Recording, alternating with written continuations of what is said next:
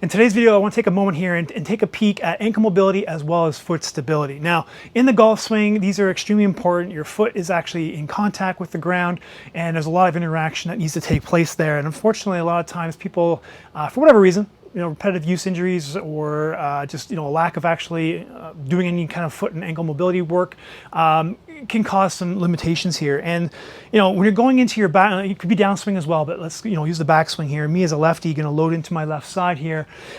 If you're somebody who kind of like spills over on this foot and creates a sway off your kind of ball type thing, it could be a hip mobility issue. Okay, you're trying to rotate into somewhere you don't have access to, and then your body's compensating by spilling over on the foot.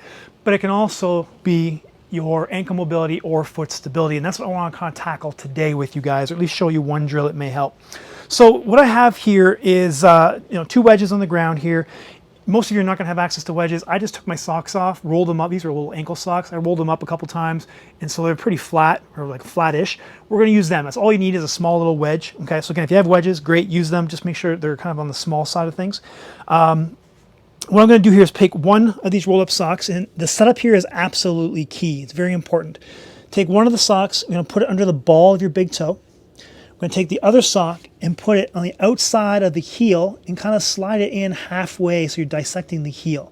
So if you can't, I know you guys can't see that, but it basically looks like that. And so when I step down, watch my ankle and my heel, it kind of just collapses inward a little bit, and collapse isn't really the right word. Okay, and so a lot of you don't have access to pronation of the foot. Now this is actually what some of you do have access to, is a dumping of the foot, where everything goes inward. What we want is to have a stable heel, and basically a stable, like from the ball of the big toe, and let the middle part, kind of the arch in the middle part of the foot, collapse. And again, collapse is not the right word, it's pronation.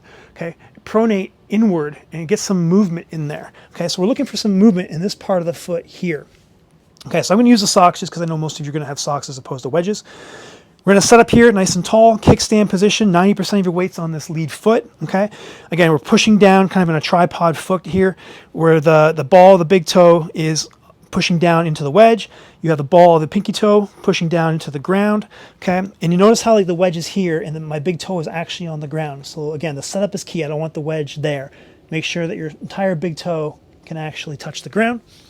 And then from here, driving the heel into the ground as well for that tripod foot. Okay, so we're here nice and tall, hands on the hips. What I'm going to have you do here is take a breath in, exhale, and we're going to drive that knee forward in line with the second toe.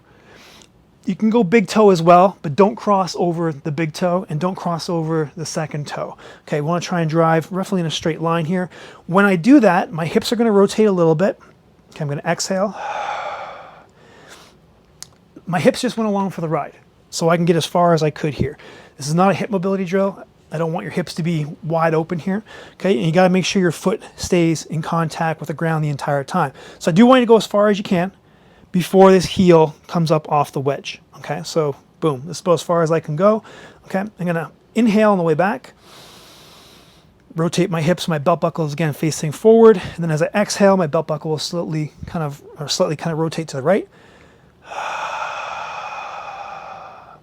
Nice and slow. Try to get that midfoot to collapse. Back in, breathe in.